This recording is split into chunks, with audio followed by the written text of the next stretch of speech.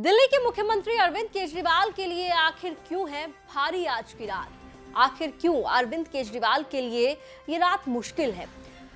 आपको बता दें कि ये रात इसलिए मुश्किल है क्योंकि दिल्ली के मेयर चुनाव का जो दिन है वो नजदीक आ गया है। अब सिर्फ एक रात की ही बात है क्योंकि 24 तारीख को कल दिल्ली के मेयर का चुनाव होने वाला है और इस मेयर चुनाव को लेकर बीते दिन क्या कुछ हंगामा हुआ, किस तरीके से आम आदमी पार्टी सड़कों पर भी उतरी अपना आक्रोश जाहिर करने के लिए और सदन में जो हंगामा हुआ उसका हर कोई साक्षी है। लेकिन अभी भी चुनाव को लेकर कई तरीके की बातें कही जा रही हैं। आप देख रहे हैं दिल्ली तक, मैं हूं आपके साथ अनुराधा तंवर। भारतीय जनता पार्टी की अगर बात करें तो उनका कहना है कि आखिर क्यों आम आदमी पार्टी डरी हुई है।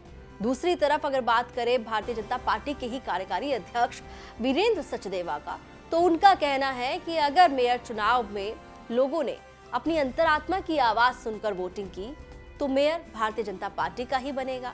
ये वो बयान है जो सुर्खियों में भी हैं और जिनको लेकर कई सवाल भी खड़े हो रहे हैं क्योंकि बहुमत का आंकड़ा आम आदमी पार्टी के पास है। 250 सीट में से 134 पर आम आदमी पार्टी जीती है, उनके पार्षद जीते हैं। इसके अलावा जब मेयर चुनाव और डिप्टी मेयर चुनाव की बात करते हैं तो इस चुनाव में जो लोग वोटिंग करेंगे, जिनके पास वोटिंग राइट है, उसमें 250 पार्षद हैं जिसमें से 134 आम आदमी पार्टी के हैं। इसके अलावा 13 विधायक आम आदमी पार्टी के वोट करने वाले हैं मेयर चुनाव और डिप्टी मेयर चुनाव के लिए। 7 लोकसभा सांसद हैं जो कि भारतीय जनता पार्टी के हैं।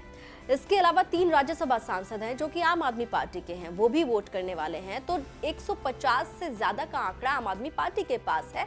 ऐसे में बहुमत के लिए जो आंकड़ा चाहिए वो अरविंद केजरीवाल के पास है, उनकी पार्टी के पास है। लेकिन उसके बावजूद बीजेपी नेताओं का ये कहना कि आखिर क्यों आम आदमी पार्टी डर रही है और अगर लोग अपनी अंतरात्मा की आवाज सुनकर वोट करेंगे तो मेयर बीजेपी का बनेगा। ये वो बयान है जिसको लेकर अभी भी ये कहा जा रहा है कि मेयर चुनाव जो 24 तारीख को होने वाला है, यानी कि कल जो चुनाव होने वाला है, वो इतना आसान नहीं रहेगा जितना कि लग रहा है। बयान सुनिए। मैंने अभी कहा, हमने अंतरात्मा की आवाज़ पे वोट देने के लिए कहा है, तो वो अनुभव को, हमारे शासन को वोट देंगे तो मेयर भी बनेगा। देखिए, भारतीय जनता पार्टी की शुरू से मंशा रही है कि सदन जो है सुचारू रूप से चले और यही मंशा हमारी पिछली बार भी थी।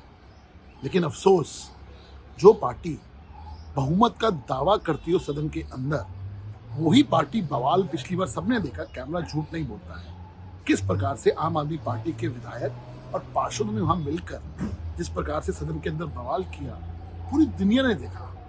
हम भी चाहते हैं कि इस बार अच्छी तरह सदन चले।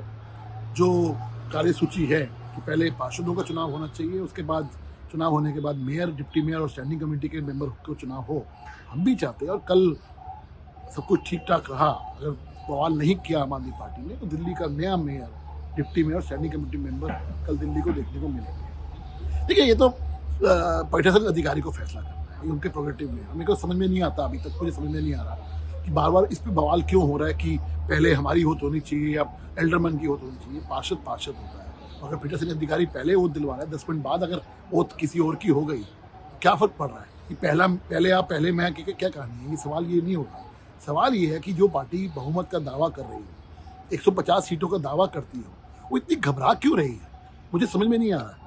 उनको क्या लग रहा है, ये तो वो जाने। वीरेंद्र सचदेवा और हरीश खुराना दोनों ही भारतीय जनता पार्टी के नेता हैं। दोनों के बयान आपने सुने। आपको बता दें कि इस चुनाव में क्रॉस वोटिंग होने की आशंका भी जताई जा रही है क्योंकि दल बदल कानून लागू नहीं होगा और सीक्रेट बैलेट से वोटिंग होने वाली है।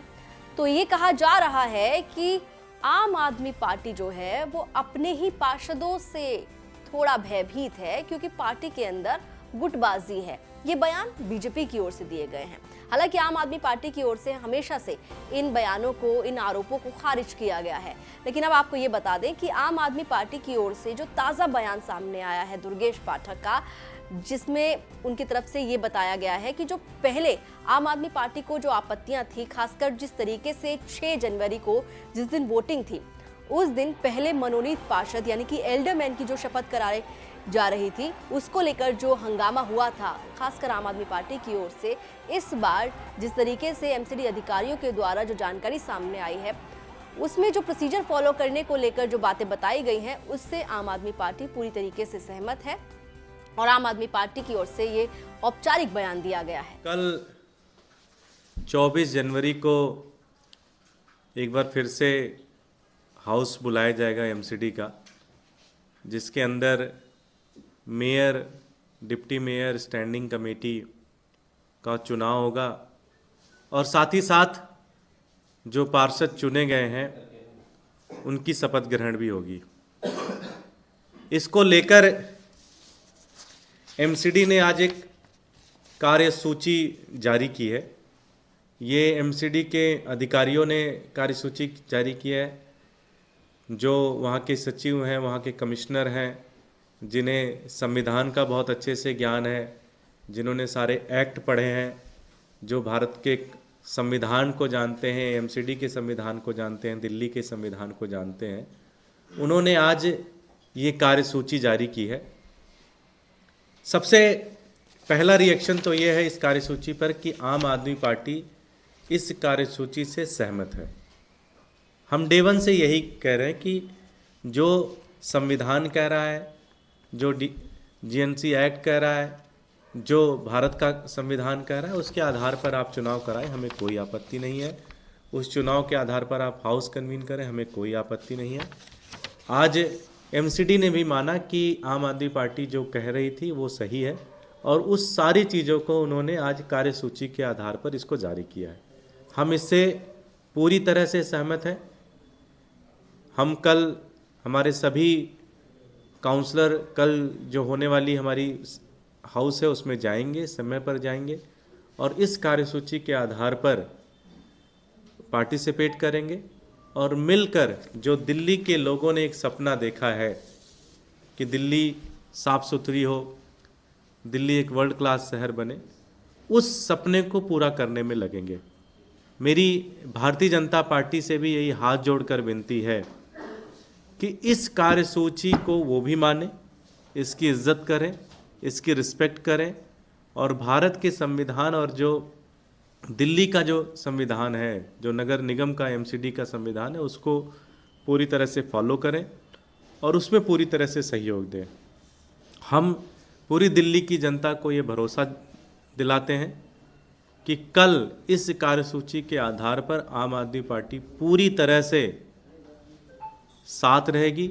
एक एक अक्षर से शब्द जो इसमें लिखा है उसको हम पूरी तरह से फॉलो करेंगे, जिसमें लिखा हुआ है कि पार्षद और नगर निगम के इस एक्ट के तहत पहले पार्षद फिर मनोनीत पार्षद का शपथ ग्रहण हो जाए, फिर उसके बाद महापौर का निर्वाचन होगा, महापौर का निर्वाचन हो जाए, उसके बाद फिर महापौर उप महापौर का निर्वाचन करेंगे, उससे भी हम सहमत हैं। फिर उसके बाद अस्थाई समितियों के जो 6 मेंबर हैं उनका चुनाव होगा।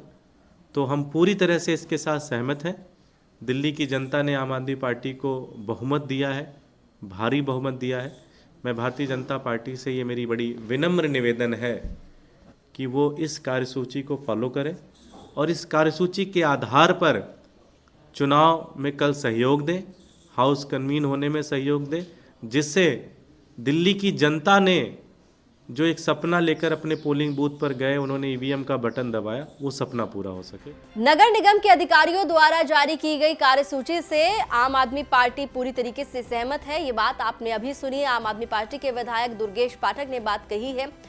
देखना होगा कि आम आदमी पार्टी जिस तरीके से हमने देखा बीते दिनों कई मुद्दों को लेकर, खासकर एल्डरमैन की नियुक्ति को लेकर, प्रोटेम स्पीकर की नियुक्ति को लेकर सवाल खड़े कर रही थी उपराज्यपाल पर और कह रही थी कि ये पूरी तरीके से जो प्रक्रिया उपराज्यपाल के द्वारा अपनाई गई है एल्डरमैन और प्रोटेम स्पीकर को नियुक्त करने में, वो गैर संवैधानिक है। लेकिन अब जिस तरीके से कार्यसूची जारी की गई है उसको लेकर आम आदमी पार्टी ने अपनी सहमति दी है।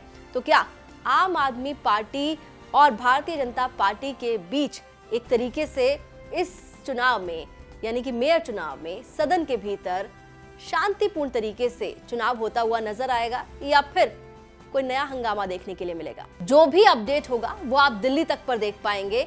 दिल्ली तक पर सुबह 9 बजे से लगातार मेयर चुनाव की हर अपडेट आपको देखने के लिए मिलेगी।